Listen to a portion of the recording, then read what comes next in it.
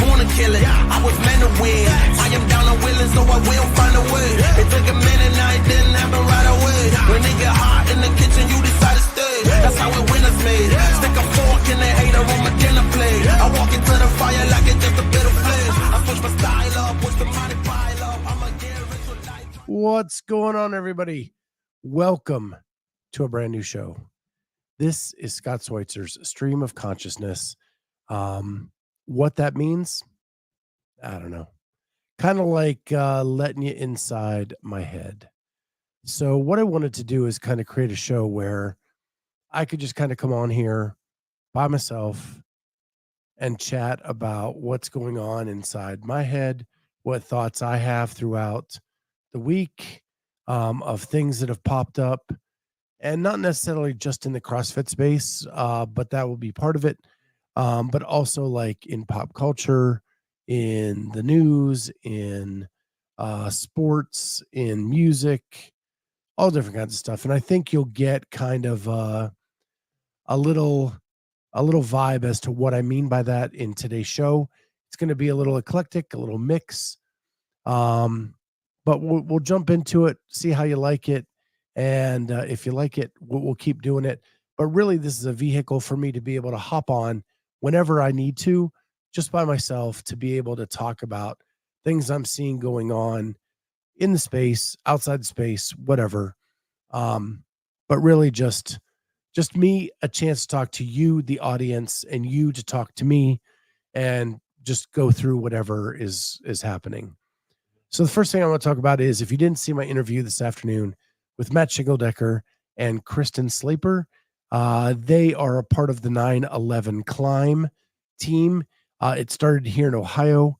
It is now being spread more widely because they've partnered with Broken Science. But it's to honor and celebrate the first responders and the 451 first responders who died at 9/11, to honor them and celebrate those first responders who are continuing to do those jobs. But make it aware that physical and mental health is important to them. And so they have a workout, the CrossFit workout you can do on Wednesday. But essentially what it is do anything that helps you move for 41 minutes and 20 seconds. That's it. Now they got Mayhem and Rich to come up with a workout. It has some steps. It has some stuff like that. And Seema Boobs says the guy who has state-funded parolees. That is correct. This is another initiative he has because of his connections with that program. He is starting this to bring awareness to mental and physical health issues with first responders. So that's happening this week. And it's a short, like 30-minute interview we did with him and Kristen earlier today, if you want to go check that out. And the workout is brought up during that interview if you want to check out what that is as well. The other thing I'm working on this week is the behind the scenes of the Masters CrossFit Games. Episode 1 will be out Monday morning, probably 8 or 9 a.m. I'm thinking it is pretty much finished. Just have to add in 2 voiceovers and it will be done. And then I'll upload it and get it ready to launch first thing Monday morning. Episode 1 is check-in day. So it's basically just Ellie Hiller and myself walking through check-in day, talking to the athletes, finding out what's going on with them. So that will be episode 1. And then next week will be episode 2, which is event 1, the deadlift run, and the behind the scenes of what was happening there and that. And Jonathan Ortega killed it with his videography and editing. I have to also shout out Caitlin Walters, who was a videographer for me at the Masters CrossFit Games, and Holly Dugan, our stats and info person, who is always killing it. Ellie Hiller was amazing. She was running everywhere, getting interviews. It's going to be something special. I hope you guys check it out. Because the Masters athletes definitely have some pretty cool stories. So now let's get into the meat of what this program is going to be. And I'm going to start with The events of this week that are related to the death of Lazar Jukic, and it starts with Luka making a statement this week on Instagram. And for those of you who did not see that, I'm going to pull it up. I want to focus on two main issues with this. So, Luka put out a statement basically saying that a timeline of events that happened and the conversation that happened with him and Dave Castro with Nicole Carroll in the room. I'm sure you've heard about it repeatedly this week, but I wanted to give a little bit of input. And this is later in the statement. And he says here, while I won't point fingers on this post or try to ruin anyone's name, I feel obligated with my family to do everything that is legally in my power to ask questions, go deeper into this case, and try to see whose fault is that there was no reaction from the multi-million-dollar organization, whose most of the staff's job is to make this one-word weekend perfect. He also goes on to say that even if I did want to go deeper in this conversation, I wouldn't, because what's it doing other than just taking attention away from where it should be, and that is, how could this happen on competition of this size? How could this happen on a live stream? And to someone who was very easy to keep track of, as he was one of the few people in the lead. So while Luka's mad, and I completely understand that, if anybody has a right to be pissed off, it is Luka Jukic. He lost his brother. I lost my father just a few years ago. I know what that feeling is like. Losing a family member so close to you is devastating, and it puts you in weird headspaces. And if anybody deserves to go out on the internet and say what they feel and say that they're upset, it is Luka Jukic. He has every right to do that. The reaction to this has been startling to me, though. It seems like an angry mob immediately took the words of Luka Jukic and made steps toward whose fault it was, who's to blame, whose head needs to be on a platter. And in Luka's own words, he says, I'm not ready to point fingers at this point. I'm ready to ask more questions. I'm ready to dig deeper. Yet the entire internet, it seems, has become this angry mob ready to go after whoever it is. The other thing I think that's getting lost in all of this is we lost a really great guy in Lazar Jukic. And that's getting lost with everybody's agendas around what has happened. The PFAA going in this direction. And none of it has to do with that event or the safety of that event, but what they've wanted to accomplish for years and what they're blaming CrossFit of doing. And it's putting Lazar out of the story completely, which is wrong. Completely wrong. And the reaction to this has been Luka's reaction was measured for a guy that should be pissed off. Yet the internet's reaction to this is not measured and has become an angry mob. And it seems that the more people that are posting these angry statements about people, about organizations, the more people are jumping on that bandwagon and going forward. I find that ridiculous in this case. So the story moves on with an apology from Dave Castro later that day. I will go ahead and share that screen as well.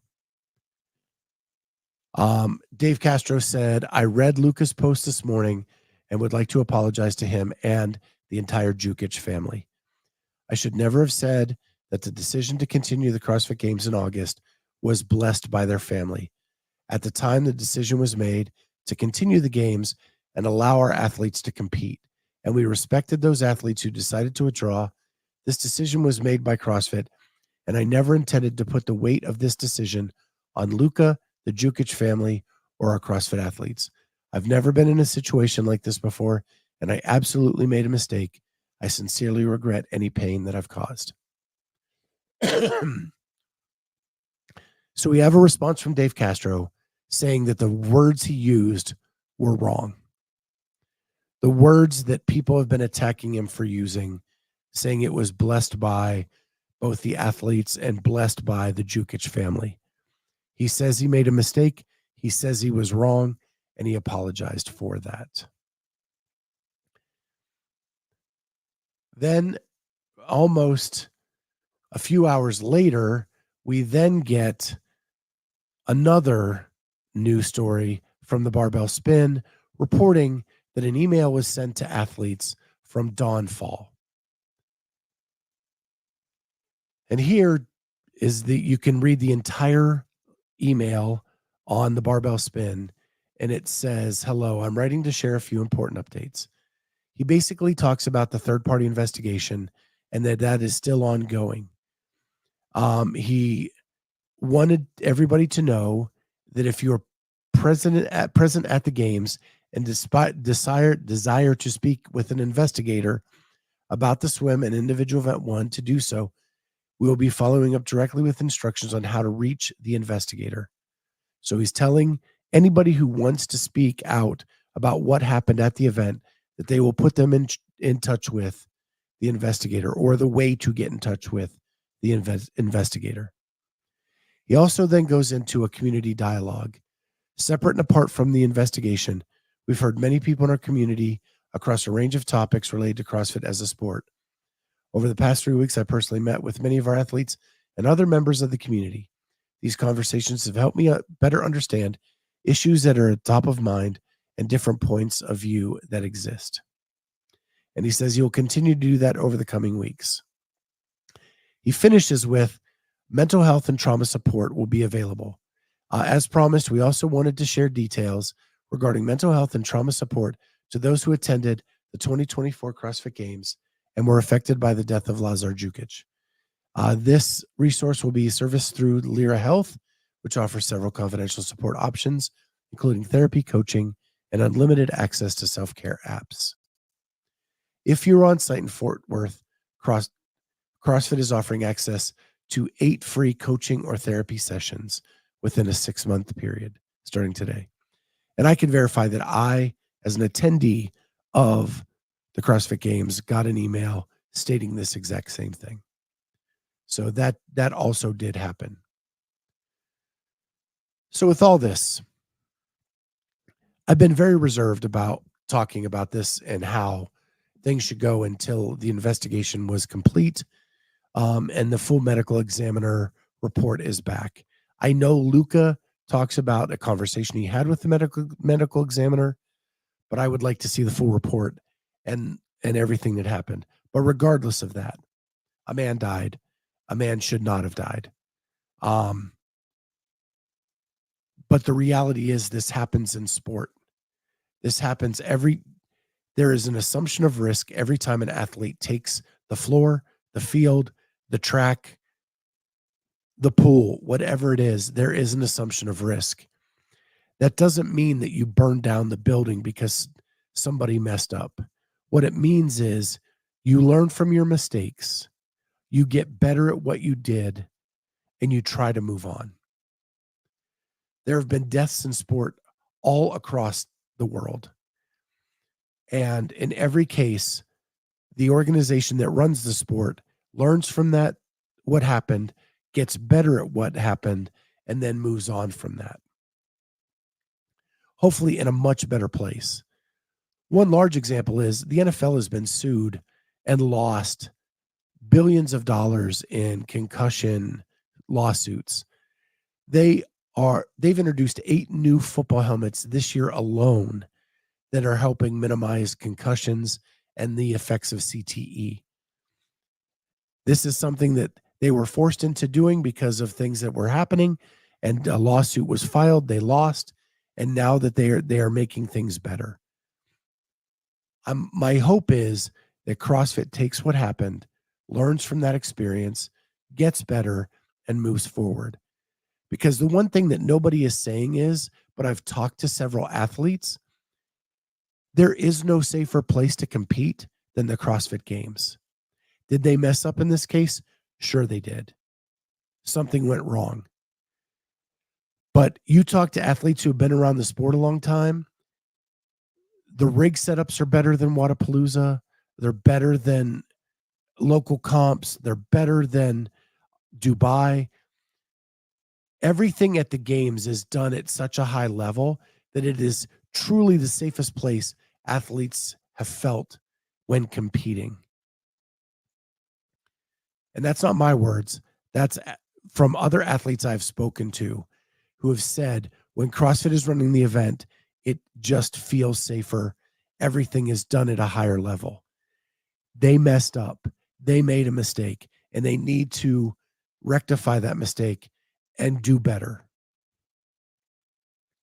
But the truth of the matter is,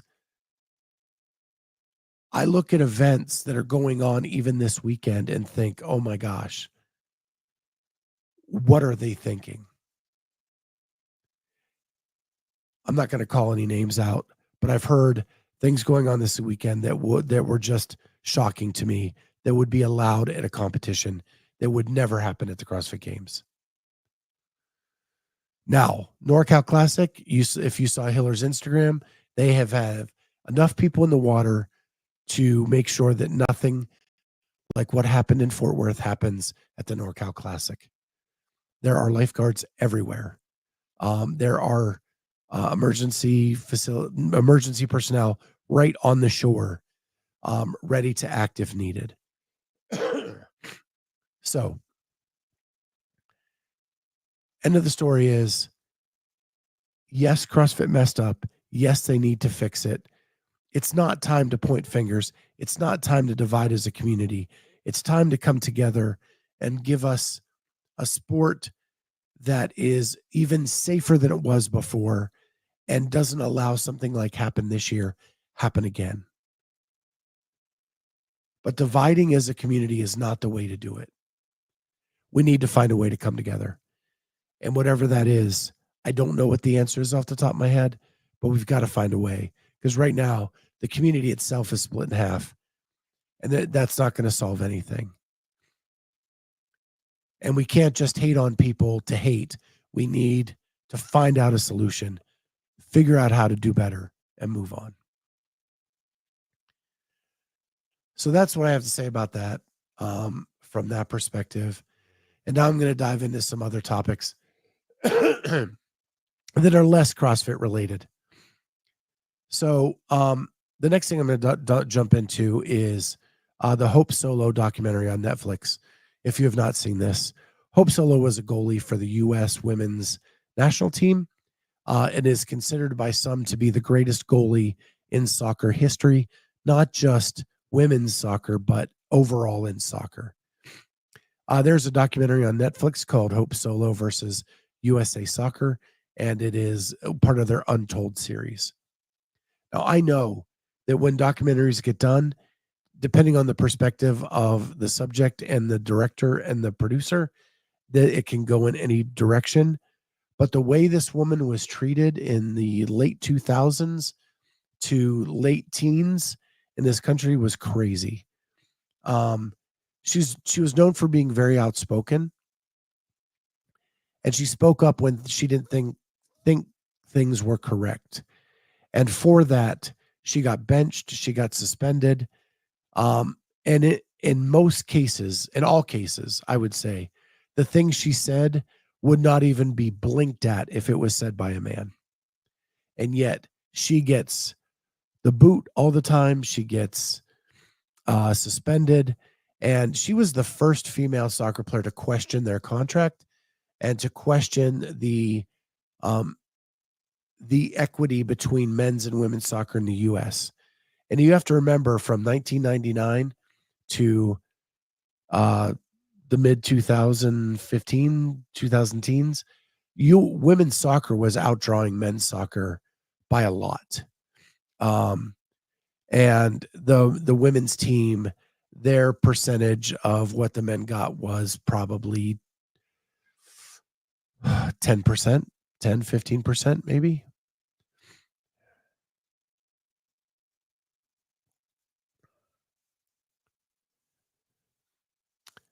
James W. says, I think we're conflating issues. Backing up a touch. Who is to blame for the issues that led to Lazar's death? And Dave's handling of the events after the death are very different. Dave lied to the athletes and everyone after. I think that that's semantics, but I'm sure that there are going to be a lot of people that agree with you, James, and think that it was an outright lie. Um, I think using the word blessing was a mistake. He should not have said that. I'm not sure I can go all the way to lie, but I do understand where you're coming from. So anyway, Hope Solo pays dearly for a lot of things and is really the first female athlete to question the equal pay for men and women in soccer in a sport where the women were outdrawing the men and actually probably bringing in more money than the men. And she pays very dearly for that. And if you have time, it's a great documentary to kind of check out. The reason I bring it up here is it is very eerily familiar to the Danielle Brandon documentary. They both came up with very weird, questionable backgrounds that I found eerily familiar, and they both succeeded in spite of that. Both with 4.0 GPAs, both becoming successes in the sport that they loved and getting college scholarships to be able to get a chance to get out of that.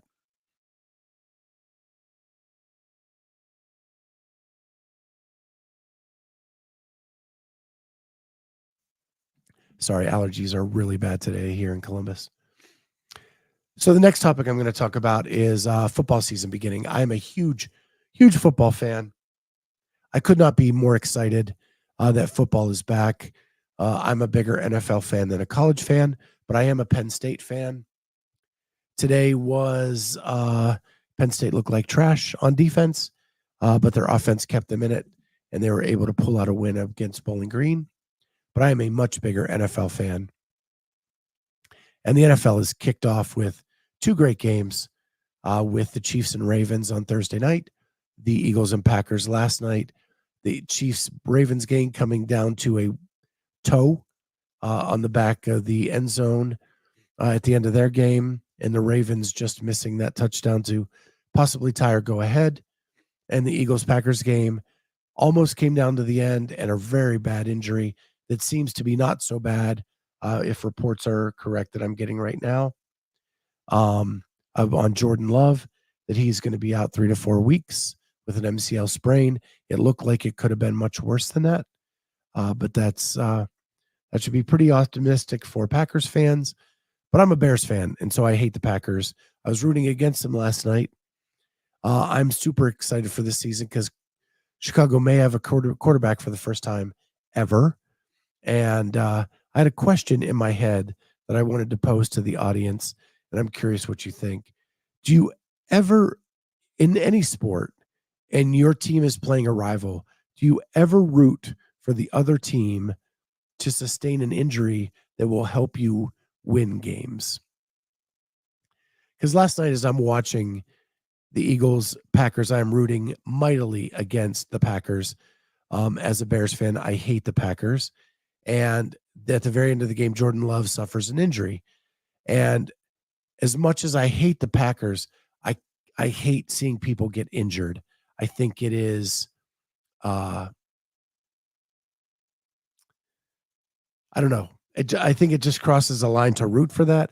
But I was curious to find out if anybody else felt the same way, or do you root for injury to occur to your team that helps you win games?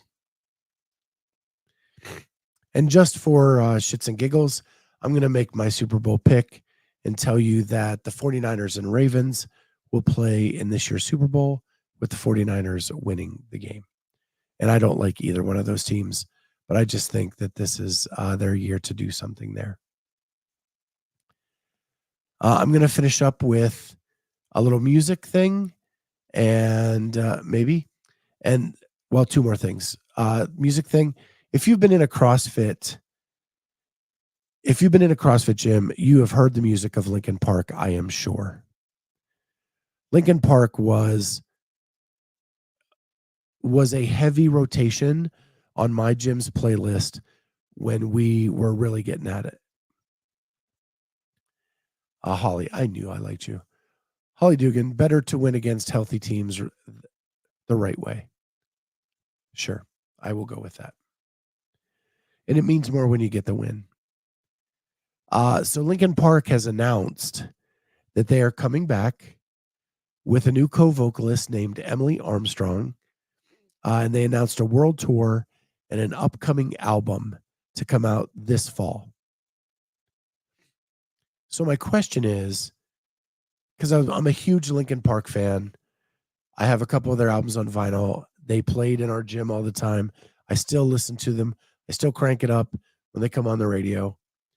If a band replaces a lead singer, is it really still the band? So if you don't know, Chester Bennington was the lead singer of Linkin Park. He died a few years ago. The band has not played since. They're now coming back with this new singer, Emily Armstrong. Should it still be Linkin Park? Is my question.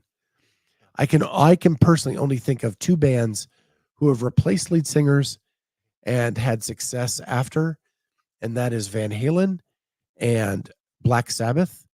Van Halen had David Lee Roth and Sammy Hagar. Black Sabbath had Ozzy Osbourne and Ronnie James Dio. But in both cases, many of the fandom believe that it was still kind of two separate bands. Like there is the Hagar era and the Roth era for Van Halen. There is the Ozzy and the Dio versions of Black Sabbath, and they're very different. And you can like both, but they were very different bands. As Andrew Sten, thank you. AC/DC as well. AC/DC probably the most successful without people saying the Bon Scott era or the Brian Johnson era. AC/DC did it probably the best of all of them, now that you bring that up. Holly said it could work, but it'll never be the same, and they can't try to be. So if you go out on the internet, you can see they did a live stream where they played a couple songs, one new song and a couple of the old songs, I believe Numb, and another song where she sang.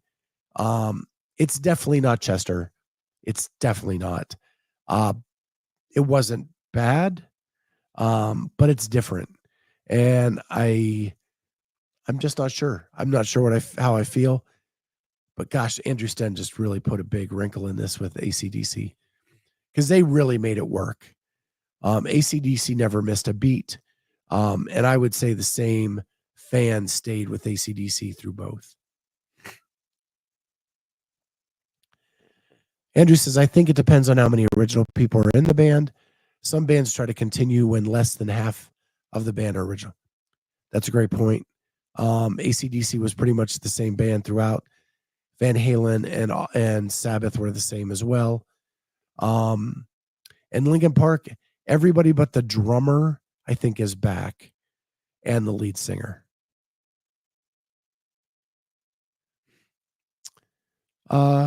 It helped that the singers of AC/DC sounded the same. I would say similar for sure. There's definitely a different tone to both. But I appreciate both, and I listen to both, and enjoy that. So just wanted to, that's what this show is going to be about. It's just going to be random thoughts that I have and posing questions to you guys about different things that I'm seeing throughout my week. The last thing I'm going to leave you with is, the new fall shows aren't on. There's no new releases. And so I'm really watching two shows right now. And my question to you is going to be stream or binge. So I'm watching two shows. One is Suits on Netflix. All 9 seasons are there. I can start from episode 1 and I can bang out 5-6 episodes a night if I wanted to. The other show I'm watching is Bad Monkey, which is great. Weird, but great, with Vince Vaughn on Apple TV. And they release one episode a week, just like old traditional TV. So with Suits, I can binge.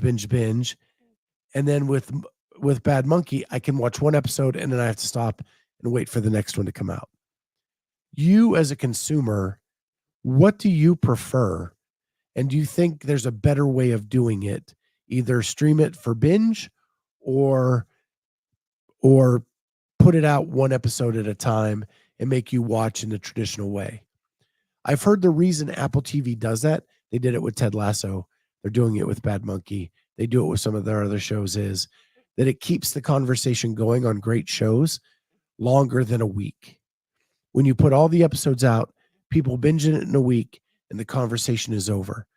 When you put it out over 10 weeks, the conversation around that show continues week after week after week. But I ask you as a consumer, which way would you rather have it?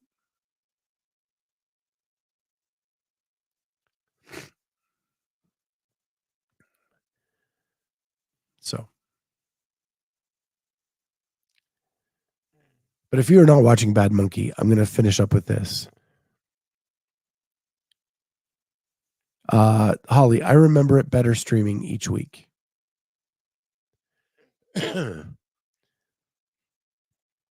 Bad Monkey is really good if you're not watching it. It's a Vince Vaughn show on Netflix.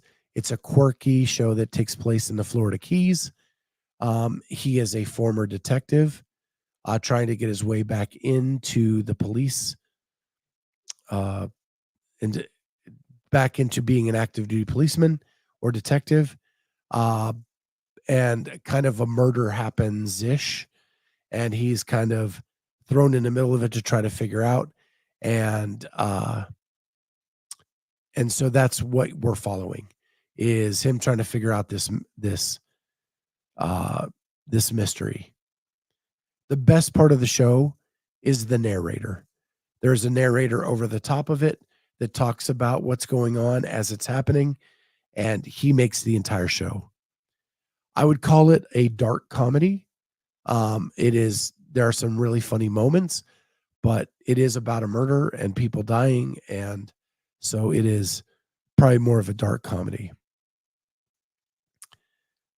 Clock says my vote doesn't count. I steal everything from the pirate sites. Well, there you go. That's one way to do it. So when you do that, Clock, can you binge? Like if you're stealing something from Apple, can you get the episodes before they're released? Or do you have to wait till they're all released?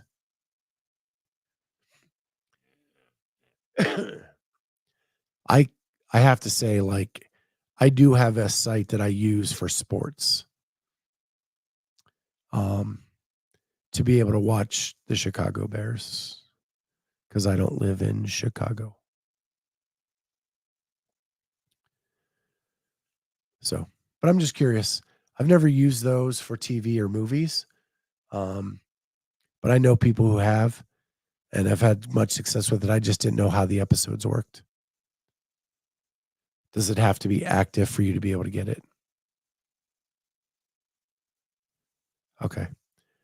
I have binged, but of course you have to wait until everything's published. For currently running series, I watch week to week. Okay. So just like us, you're stuck in the same hole we are. Well, cool. Well, again, this is a new show. Make sure you like, subscribe to the channel, and notify. Right now, I don't have a plan for a certain time these are going to come on. This is just when I have something I want to say about different subjects that are going on. I felt like this week, with everything going on and the internet blowing up over the CrossFit thing, I didn't have an avenue for me just to come on here and talk about what I was thinking and talk to you guys as an audience and get your reaction to that. Or do I just get sucked into the internet and all that it is? So that's what this is designed for, so that I can pop on at any time and do one of these and just talk about what's going on. It could be 10 minutes long. It could be an hour long. I don't know. But I wanted to try it Maybe we'll hook up the phone for this show, and I'll put out the phone number that you guys can call in and participate. So I don't have to do all the talking. But yeah, that's what this is. It's just going to be this. It's going to be my stream of consciousness, and we'll talk about whatever is in this brain of mine. Clock says, for example, I binged The Sopranos.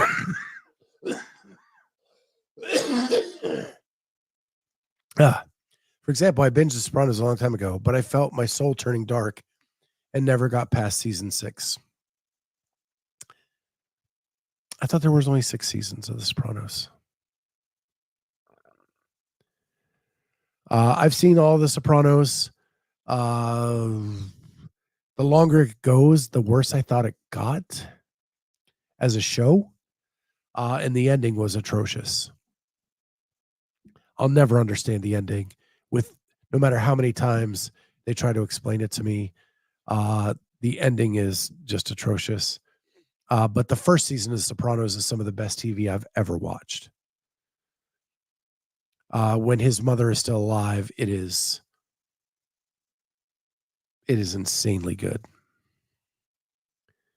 But anyway, and I've watched it a few times through.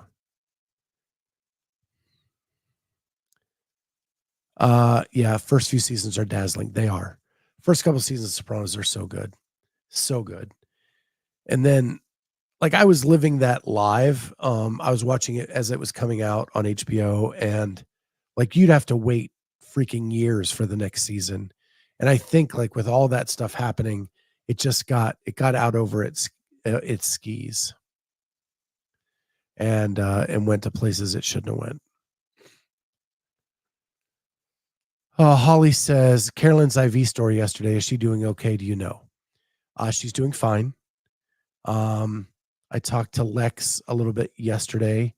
I'm sure Carolyn will be on tomorrow night with our normal show to fill you in as to what happened. But yeah, she's doing okay.